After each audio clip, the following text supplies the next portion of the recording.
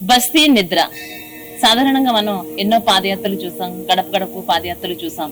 ఈ బస్తీ నిద్ర వినడానికి చాలా వెరైటీగా ఉంది కదా. అంటే ఇప్పుడు ఈ బస్తీ నిద్ర అనే కార్యక్రమం కోసం మనమైతే గడ్డం శ్రీనివాస్ యాదవ్ గారిని కలవడానికి అయితే మనం రావడం జరిగింది. ఆయన గడ్డం గంగాధర్ యాదవ్ వాళ్ళ నాన్నగారి పేరు మీద ఒక ఫౌండేషన్ నడిపిస్తున్నారు, ఎన్నో సేవా కార్యక్రమాలు చేస్తున్నారు, అవి మనందరికీ తెలుసు. ఇప్పుడు ఈ బస్తీ నిద్ర అనే కార్యక్రమంతో ఆయన ముందుకు రావడం అయితే జరిగింది. అంటే ఇది అధిష్టానం మేరకు ఆయన దీన్ని ప్లానింగ్ చేసుకున్నారా, అసలు ఈ ఆలోచన ఎలా కలిగింది, అంటే ఇది కొన్ని వందల కుటుంబాలని ఆయన ఒక కలవాలి, వాళ్ళ సమస్యలు ఏ విధంగా ఉన్నాయి తెలుసుకోవాలి, ప్రత్యక్షంగా తాను రంగంలోకి దిగాలి, ఎన్నో ఆలోచనలతోటి ఈ కార్యక్రమాన్ని అయితే నడిపిస్తారని తెలుస్తోంది. ఒకసారి ఆయన మాటలు నడిపి తెలుసుకుందాం. నమస్తే అండి సార్, ఎలా ఉన్నారు? చాలా బాగున్నా. అంటే ఏం చేసినా, ఎలాంటి కాన్సెప్ట్ తో ముందుకెళ్ళినా ఎప్పుడు నిత్యం ప్రజల్లో ఉంటారు. ఏ పదవి ఉన్నా పదవి లేకపోయినా పదవులను ఆశించుకోకుండా నిత్యం ప్రజల కోసమే ఆలోచిస్తూ ఎడ్యుకేషన్ పరంగా కానీ ఎన్నో ఉచిత విద్యను అందించడం కానీ, అలాగే నెక్స్ట్ రాబోయే కాలంలో కూడా గడ్డం పొలిటికల్ టీమ్ తో కూడా మీరు ఒక ఇన్స్టిట్యూట్ స్టార్ట్ చేయబోతున్నారని విన్నాం. వీటన్నిటి గురించి నేను తెలుసుకోవాలనుకుంటున్నాను సార్. వాటన్నిటికంటే కూడా ముందుగా ఈ బస్తీ నిద్ర ఈ కాన్సెప్ట్ ఎలా వచ్చింది? చాలా సంతోషం అమ్మా. మీ V5 ప్రేక్షకులకు ఈ మధ్యలో చాలా చూస్తా ఉన్నా మీ V5 ని, మిమ్మల్ని అంటే మీరు బాగా కవరేజ్ చేస్తా ఉన్నారు, సంతోషం. అయితే మేము గడ్డం గంగాధర్ యాదవ్ ఫౌండేషన్ సుమారు 10 సంవత్సరాల కిందట మీరు ప్రారంభించినాము. అప్పుడు మేము ప్రారంభించేటప్పుడు సేవా దృక్పథంతో సేవ చేస్తుండాలి, ప్రజలు ఎప్పుడైతే కష్టాలలో ఉంటారో వాళ్ళకు మనం అండగా నిలవాలన్న ఉద్దేశంతో ఒక ఫౌండేషన్. మా నాయన పేరు చాలా ఇక్కడ గొప్పగా ఉంటుంది, ఆయన జీవితంలో కూడా చాలా పేరు ప్రతిష్టలు సంపాదించిన వ్యక్తి కాబట్టి వారి పేరు మీద ఆయనే నాకు రోల్ మోడల్ కాబట్టి ఆయన పేరు మీద మనం ఫౌండేషన్ ని స్థాపించినాం. ఆ ఫౌండేషన్ పేరే గడ్డం గంగాధర్ యాదవ్ ఫౌండేషన్. సో ఈ ఫౌండేషన్ ద్వారా కరోనా వస్తే 56 రోజులు నిత్యావసర వస్తువులను మేము సరఫరా చేసినాము కంటిన్యూస్ గా. తర్వాత ఎడ్యుకేషన్ ని ప్రమోట్ చేయాలని చెప్పి దళితవాడలో బసయాత్ర, అంటే కేవలం దళితవాడలు ఏవైతే ఉన్నాయో ఒక 32 దళితవాడలు ఉన్నాయి. ఆ దళితవాడల్లో వెళ్ళి ముఖ్యంగా పిల్లలను చదివించాలని చెప్పి పేరెంట్స్ ని అంటే తల్లిదండ్రులను కోరినాం. పేరెంట్స్ చాలా మంచి రెస్పాన్స్ ఇచ్చారు. అప్పట్లో దళితవాడల్లో బసయాత్ర అంటే చాలా పాపులర్ అయింది. చాలా మంది వేరే పార్టీ నాయకులు, మా పార్టీ నాయకులు కూడా మంచి కాన్సెప్ట్ తీసుకున్నాం. బాగా ప్రజలకి వెళ్ళే కార్యక్రమం ఇది, ప్రజలకు మేలు చేసే కార్యక్రమం. చాలా మంది కంగ్రాచులేషన్ చెప్పారు, చాలా మంది కొద్దిమంది అయితే దీన్ని అనుసరించారు కూడా. సో దాని తర్వాత నేను అక్కడ దళితవాడలో బసయాత్ర చేస్తున్నప్పుడు అంగన్వాడీ స్కూల్లోకి వెళ్ళిన, అక్కడ పిల్లలందరూ అన్టైడీగా అంటే అశుభ్రంగా వాళ్ళు చాలా బాధాకరంగా నాకు అనిపించింది. అనిపించే నేనేం చేసినానంటే, అరే అంగన్వాడీ పిల్లలకు డ్రెస్ కోడ్ ఇద్దాము అని చెప్పి మా ఫౌండేషన్ మీద వాళ్ళకు డ్రెస్లు అందించడం జరిగింది. ఆ డ్రెస్సులు అందించిన తర్వాత నేను ఆ స్కూల్లోకి వెళ్ళిన, అంగన్వాడీ స్కూల్లోకి, సార్ మీరు ఏదో మారుమూలల మురికి కాలువల పక్కకు నివసించే పిల్లలకు మీరు డ్రెస్ వేయించి స్ట్రేట్ అవే బంజారా హిల్స్, జూబ్లీ హిల్స్ పిల్లల్లాగా మార్చిండ్రు అని అన్నారు. అంటే అంత ముద్దొచ్చారు ఆ డ్రెస్ వేయంగానే పిల్లలు, అంత ముద్దు వచ్చారు. వాళ్ళ పేరెంట్స్ కూడా అసలు వాళ్ళు కూడా నమ్మలే మా పిల్లలు ఇంత ముద్దుకుంటారా అని. ఆ డ్రెస్ వేసినాం అంతే, చాలా మంది అప్రిషియేట్ చేశారు. సో అంగన్వాడీ పిల్లలకు ఆ డ్రెస్ కార్యక్రమం తీసుకున్నాం. తర్వాత చాలా మంది మా దగ్గరకు వచ్చి, అన్నా నువ్వు ఎడ్యుకేషన్ అంటున్నావు, మాకు ఎడ్యుకేషన్ కి చాలా పెట్టుబడి అవుతుంది, మాకేమన్నా ఆదుకో అన్నా, నువ్వే చెప్పినావు ఎడ్యుకేషన్ ని ప్రమోట్ చేసినావు, నువ్వే ఎడ్యుకేషన్ ఉండాలి అన్నావు, మరి బయట 50,000 లక్ష రూపాయల ఫీజులు అవుతున్నాయి ఎట్లా అన్నా అంటే, నేను చెప్పిన మా గోషామైల్ కాన్స్టిట్యున్సీలో ఎంతమంది పిల్లలు చదవాలనుకున్న వాళ్ళకి అందరికీ ఉచిత విద్యను ఇస్తాం. ఉచిత విద్య అది 10th పాస్ కాగానే ఇంటర్మీడియట్, ఇంటర్ పాస్ కాగానే డిగ్రీ, డిగ్రీ పాస్ కాగానే PG. ఈ రకంగా నేను ఉచిత విద్యను అందజేస్తూ వచ్చినాం. పిల్లలు చాలా మంది 2,800 మందికి ఇచ్చినాం మనం.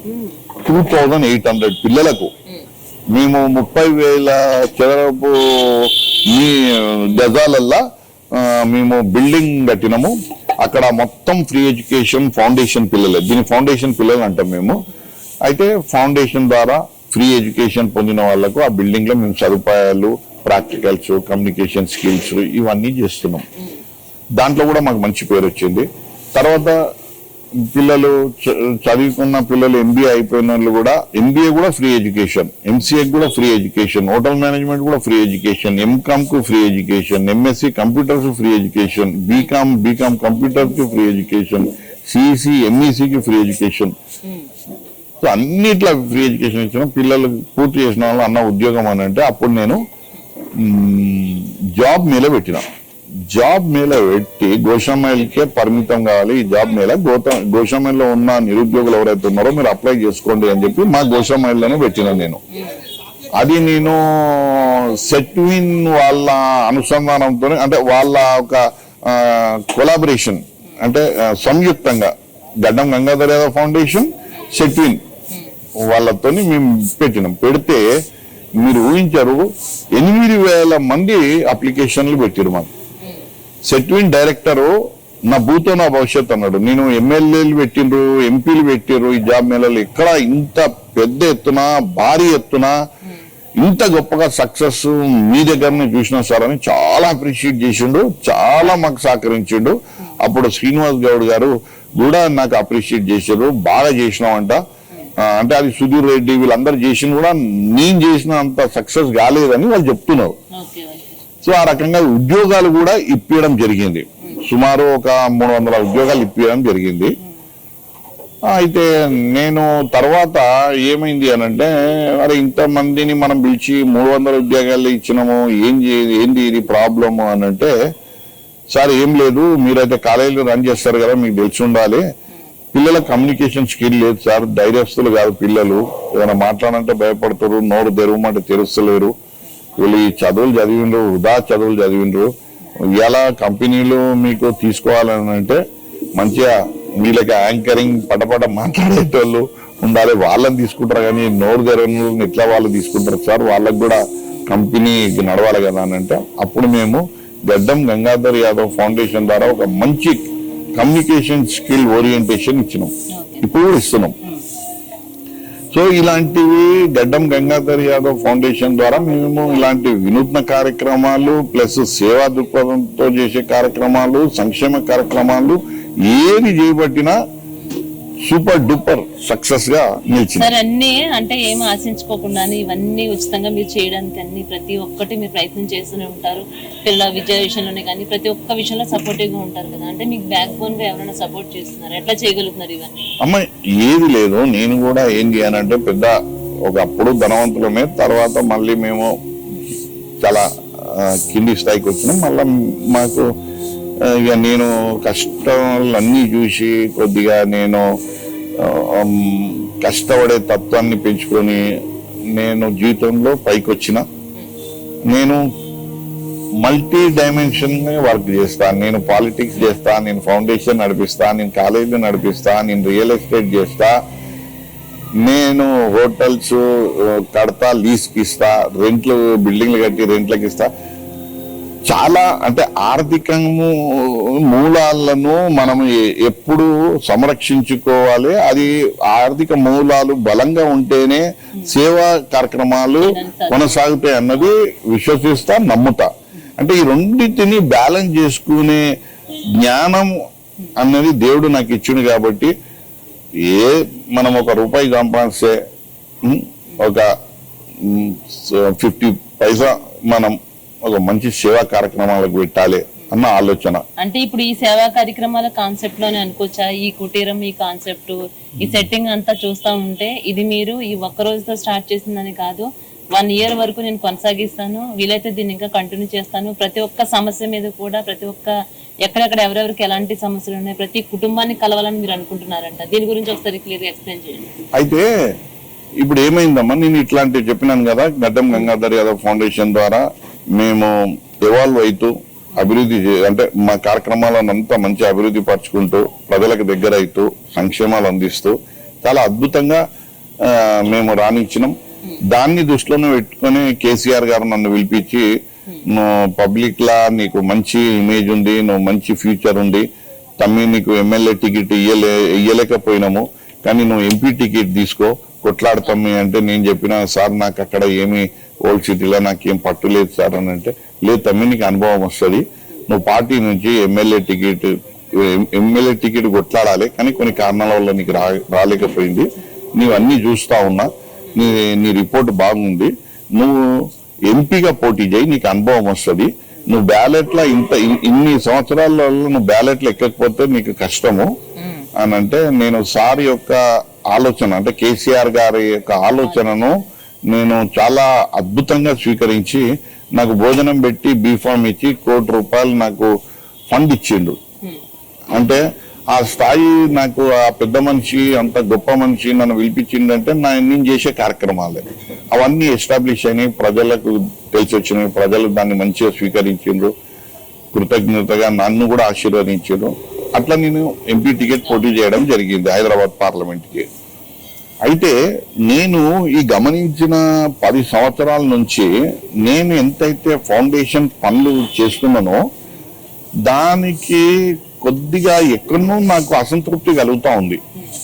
ఈ అసంతృప్తికి కారణం ఏదని నేను అన్వేషించినప్పుడు నాకు కనిపించింది ఏంటి అంటే రాజకీయ కోణం. ఈ రాజకీయ కోణము నన్ను చాలా ఆందోళన పరిచింది. అంటే కారణం ఏంటంటే నేను ఇంత సేవ చేసుకుంటా, ఒక పక్కన నేను మంచి నిర్మాణం చేసుకుంటూ నేను వెళ్తున్నా, ఇంకో పక్క వీళ్ళ దోపిడీ కానీ, వీళ్ళ యొక్క అవినీతి కానీ, వీళ్ళ యొక్క అసలు ప్రజా వ్యతిరేక పాలన కానీ ఇవన్నీ చూసినప్పుడు నాకు అనిపించింది నిజంగా ఫౌండేషన్ ద్వారా మనం ఏదన్నా చెయ్యాలి అన్నప్పుడు చాలా రోజులు ఆలోచిస్తే నాకు బస్తీ నిద్ర కాన్సెప్ట్ నా లోపల వచ్చింది. ఈ బస్తీ నిద్ర కాన్సెప్ట్ ఏంది అని అంటే, నేను అట్లా కాదు, ఇక నేను మైక్రో లెవెల్ వెళ్తా, వెళ్ళి 200 ఇండ్ల మధ్యలో నేను నా కుటీరాన్ని ఏర్పరచుకుంటా, ఈ 200 ఇండ్ల వారికి నేను ఒక ఆప్తునిగా, ఒక ఆత్మీయునిగా కొనసాగుతా, సమస్యలు ఏముంటే అవి పరిష్కరిస్తా, కానీ నాకు ఆత్మీయత పెంచుకోవాలి, నేను ప్రేమను వంచాలి అన్న ఆలోచనతోని ఈ బస్తీ నిద్రను స్టార్ట్ చేసినాం.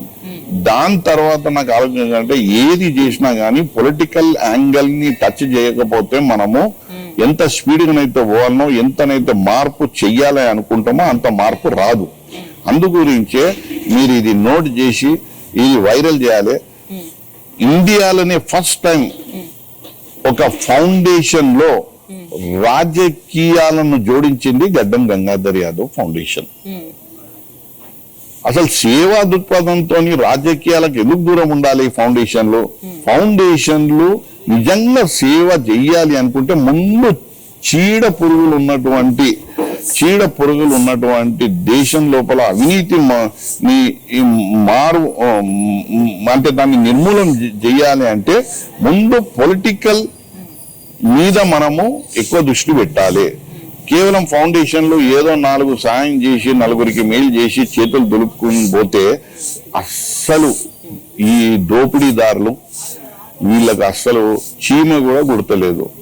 ప్రజలు మన దగ్గర వస్తున్నారు, మనకు అందుబాటులో ఉంటున్నారు, మనకు ఆశీర్వదిస్తున్నారు బాగా, కానీ మార్పు వేగవంతం కావాలి అన్నప్పుడు మేమేమన్నామంటే ఇన్ని రోజులు ఈ గడ్డం గంగాధర్ యాదవ్ ఫౌండేషన్ విద్య, వైద్య, ఉపాధి, సంస్కృతి మరియు మౌలిక సదుపాయాలతో పాటు గొప్ప ఎజెండాను మేము పొందుపరిచినాం. అదే రాజకీయ నవీకరణ ఇందులో యాడ్ చేసినాం. నా రాజకీయ నవీకరణ అంటే ఏంటంటే కరప్ట్ పాలిటిక్స్ ని కర్బ్ చేయాలి. అంటే అవినీతి రాజకీయాలకు అణచివేయాలి. వ్యక్తి ఇలా చాలా మంది పార్టీలకు మనం ఫౌండేషన్ వ్యతిరేకం కాదు, వ్యక్తులు ఎవరైతే అవినీతి మైండ్ చేస్తున్నారో, ఎవరైతే 10th క్లాస్ కూడా పాస్ గారో, వాళ్ళు 100 కోట్లు సంపాదించుకుంటున్నారు, వాళ్ళు గెలిచిన వాళ్ళే మరి హిందూ ముస్లిం ఎజెండాతో గెలుస్తున్నారు, అటు ఎమ్మెల్యే గాని ఇటు లోకల్ కార్పొరేటర్ గాని, వీళ్ళ మీద మనం దృష్టి పెట్టనంత కాలం ఇది కేవలం సేవా దృక్పథంతో పాటు వేగవంతమైన ఆశించిన మార్పు మనకు రాదు. ముందు మంచిని పెంచే మార్గంలో చెడును నిర్మూలించాలి. మంచిని పెంచే మార్గంలో కేవలం మంచిని పెంచే మార్గంలో పోతే ఒక పక్క చెడు కూడా డెవలప్ అవుతుంది. దాన్ని నిర్మూలించినప్పుడే మంచికి నిజమైన పేరు వస్తుంది. ఇది మేము చాలా కులంకుశంగా చాలా డెప్త్ గా ఆలోచించినాం. అందు గురించే గడ్డం గంగాధర్ యాదవ్ ఫౌండేషన్ రాజా సింగ్ మీద అంటే గోషమ్మల్ ఎమ్మెల్యే మీద, తర్వాత లోకల్ కార్పొరేటర్ ఇవాళ 150 డివిజన్లు ఉంటాయి. అందులో worst waste useless corporator Shankar Yadav వీళ్ళ మీద మా యొక్క ఫౌండేషన్ నుంచి మా యొక్క ఆలోచనలు, మా యొక్క అవేర్నెస్ ప్రోగ్రాంలు ప్రజలకు అందించే ఆ కార్యక్రమాన్ని ఈ బస్తీ నిద్ర ద్వారా మేము కొనసాగిస్తా ఉన్నాం. అయితే నవీకరణ, పొలిటికల్ నవీకరణ అంటే ఔత్సాహికులు ఎంతమంది అయితే ఉంటారో రాజకీయాలకు రావాలన్న వాళ్లకు మేము మంచి రాజకీయాలు చేసే విధంగా, విద్యావంతమైన రాజకీయాలు చేసే విధంగా, విలువలతో కూడుకున్న రాజకీయాలు చేసే విధంగా వాళ్ళకు ఒక అకాడమీ ఓపెన్ చేసినాం. ఆ అకాడమీ పేరే గడ్డం పొలిటికల్ అకాడమీ.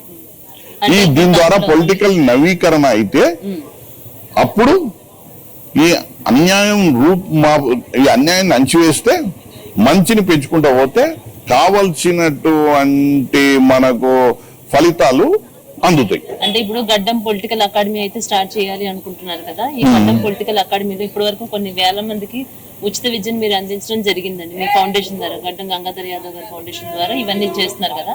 ఇప్పుడు ఇదే పొలిటికల్ అకాడమీలోకి ఏమైనా ఉచితంగా చేయడానికి అవకాశం ఉంటుందంటారా? కొంతమందికి ఇంట్రెస్ట్ ఉంటుంది రావాలని. లేదండి, ఇది ఇప్పుడు మేము ఏమన్నామంటే మేము ఈ పొలిటికల్ అకాడమీ వేరే సపరేటు. ఇప్పుడు ఈ గడ్డం గంగాధర్ యాదవ్ ఫౌండేషన్ ద్వారా ఇవాళ మేము ఈ బస్తీ నిద్ర ద్వారా ఇందులో ఒక అంశాన్ని జోడించింది ఏంటి అని అంటే రాజకీయ నవీకరణ, పాలిటిక్స్ రీస్ట్రక్చరింగ్. ఎందుకు అంటే ఇవాళ చాలా మంది పిల్లలకు రాజకీయంగా చాలా ముందుకు రావాలని, రేపు కార్పొరేటర్ ఎన్నికలు వస్తున్నాయి, పోటీ చేయాలని ఉన్నది. కానీ కాకపోతే వాళ్ళకు ఒక ఎక్స్పీరియన్స్ లేక, ఒక మార్గం వాళ్లకు కనబడక తప్పటడుగులు వేస్తున్నారు. అలాంటి వ్యక్తులకు మనం ఒక మంచి మార్గాన్ని చూపెట్టాలన్న ఆలోచనతో ఈ బస్తీ నిధుల ద్వారా ఒక మంచి పొలిటీషియన్ ని మనం ఏంటంటే వాళ్లకు కొన్ని సలహాలు సూచనలు ఇస్తాము. బై ప్రొఫెషన్ వాళ్ళు పొలిటీషియన్ కావాలి అని అంటే పొలిటికల్ అకాడమీలో జాయిన్ కావాలి. అది out and out commercial aspect. అది ఫౌండేషన్ లో రాదు. అది అందరికి అందుబాటులో ఉంటది, కానీ కమర్షియల్ ఆస్పెక్ట్. అది గడ్డం గంగాధర్ యాదవ్ ఫౌండేషన్ లో మాత్రము ఈ నవీకరణ, పొలిటికల్ నవీకరణ అంటే ఏంటి అంటే చాలా మందికి అవేర్నెస్. ఇప్పుడు ఒక ఎమ్మెల్యే ఉండనుకో, ఎమ్మెల్యే ఆయన చేసిన మనకు కీడు ఏంది ప్రజానికానికి, నియోజకవర్గానికి, అది ఎత్తి చూపెడతాం. ఈ నవీకరణలో ఇవన్నీ భాగం. ఒక కార్పొరేటర్ ఉన్నాడు, ఒక 10th క్లాస్ కూడా ఆయన పాస్ కాలే, ఒక రాజాసింగ్ 10th క్లాస్ కూడా పాస్ కాలే. కానీ వాళ్ళు ఈ యొక్క అవకాశం చూసుకొని, హిందూ ముస్లిం అవకాశం చూసుకొని వాళ్ళు 1000 కోట్లకు 200 కోట్లకు వాళ్ళు పడగలెత్తిర్రు. కానీ గెలిచి ఈ నాలుగు టర్ముల వల్ల కార్పొరేటర్ ఉదాహరణ తీసుకుంటే ఆయన సొంత ఒక మనిషికి కూడా ఒక ఉపాధి కలిగించలే. అంటే ఎంతసేపు రాజకీయాన్ని అడ్డు పెట్టుకొని వాళ్ళు కేవలం ఏం చేశారు అంటే దోపిడీ చేశారు. అందుగురించి నాకు ఒకరు చెప్పారు మొన్న, నిజంగా వీళ్ళకి రాజకీయాలు అవసరం లేదండి, డబ్బులు బాగున్నాక అవసరం లేదు. కాకపోతే వాళ్ళకి తెలుసు రాజకీయ అధికారం లేకపోతే వీరికి ఈ దోపిడీ చేసే సరళీకృత అవకాశాలు రావు. ఇలా దోపిడీ చెయ్యాలి అనంటే అధికారం ఉండాలి అన్న లక్ష్యం వాళ్ళది. సో వీళ్ళని అధికారానికి దూరం చేయండి, ఆటోమేటిక్ మంచి ముందుకొస్తుంది అని చెప్పిండ్రు. సార్ ఫైనల్ గా చెప్పండి, బస్తీ నిద్ర కార్యక్రమం ద్వారా పేదలకి ఎలాంటి ఉపయోగం జరగబోతోందంట? ఇవాళ బస్తీ నిధుల ద్వారా వాళ్ళ బస్తీకి వచ్చినాం, వాళ్ళ ఆకిలికి వచ్చినాం. వాళ్ళు 10 అడుగులు వేస్తే ఈ బస్తీ నిద్ర కుటీరం వాళ్ళకి అందుబాటులో ఉంది. రాండి, మనం అందరం ఒక్కటై ఒక మంచి సమాజాన్ని నిర్మాణం చేద్దాం. అదే విధంగా మీ సమస్యలు ఏమైనా ఉంటే, ప్రజా సమస్యలు ఏమైనా ఉంటే చెప్పండి, అధికారులని ఇక్కడ పిలిపించి పరిష్కారం చేద్దాం. అదే విధంగా వ్యక్తిగతమైనటువంటి కొన్ని ఎడ్యుకేషన్ ఫీల్డ్లో, ఉపాధి ఫీల్డ్లో, లేకపోతే ఇంకా సాంస్కృతిక ఫీల్డ్లో ఏమైనా ఉంటే నాతోని సాయమైనంత వరకు వాళ్ళకు మేలు చేయడం. అంటే మొత్తానికి ఒక మంచికి, ఒక విలువలకు శ్రీకారం చుట్టింది ఇవాళ బస్తీ నిద్ర. ఈ బస్తీ నిద్ర ద్వారా చాలా మంది ప్రజలు దీన్ని ఉపయోగించుకోండి, దీని సేవలను గుర్తించండి. మీరు మీ లోపల ఉన్నటువంటి ఆందోళనకరమైనటువంటి వాతావరణాన్ని దూరం చేసుకోండి, భయాన్ని దూరం చేసుకోండి. మీకు బస్తీ నిద్ర ద్వారా గడ్డం శ్రీనివాస్ యాదవ్ అండగా ఉంటాడు, మీకు ఎల్లవేళలా అందుబాటులో ఉంటాడు. మనం కలిసికట్టుగా మన సమస్యలను మనము పరిష్కారం చేసే విధంగా మీ వెంబటి నేను నడుస్తా. వీడికి ప్రతి బస్తీ నిద్రలో వచ్చే సమస్యలను అన్నిటినీ అక్కడికక్కడే ఫోన్లు చేసి ఆ ఆఫీసర్లతో మాట్లాడి వివరాలు తెప్పించుకొని ఆ సమస్యలను పరిష్కారం చేసే దిశగా ఈ బస్తీ నిద్ర కార్యక్రమం ఉంటుంది. సార్, ఒక మంచి కాన్సెప్ట్ తోని, ఒక మంచి ఆలోచనతోటి పేద ప్రజలకు ఎలాంటి సమస్యలు ఉన్నా ఎవరికి వెళ్ళి మొరపెట్టుకోవాలి, ఆ సమస్య తీరుతుందా లేదా అని అందరూ ఆలోచిస్తూ ఉంటారు. పదవి లేకపోయినా కూడా మీరు ప్రజల సమస్యల కోసం ఈ బస్తీ నిద్ర అనే ఒక మంచి కార్యక్రమాన్ని స్టార్ట్ చేశారు కాబట్టి ఇది మంచిగా సక్సెస్ కావాలి, ప్రజలందరి ప్రాబ్లమ్స్ సాల్వ్ కావాలి. మీరు కూడా ఇంకా ఒక మంచి పొజిషన్ లో ఉంటే ప్రజలకు ఇంకా మంచి జరుగుతుందని 100% నేను నమ్ముతున్నాను sir. Wish all the best. ఇలాంటి కార్యక్రమాలు మరెన్నో చేయాలని మనస్ఫూర్తిగా మా వీడియోస్ కూడా కోరుకుంటున్నాను sir. Wish all the best.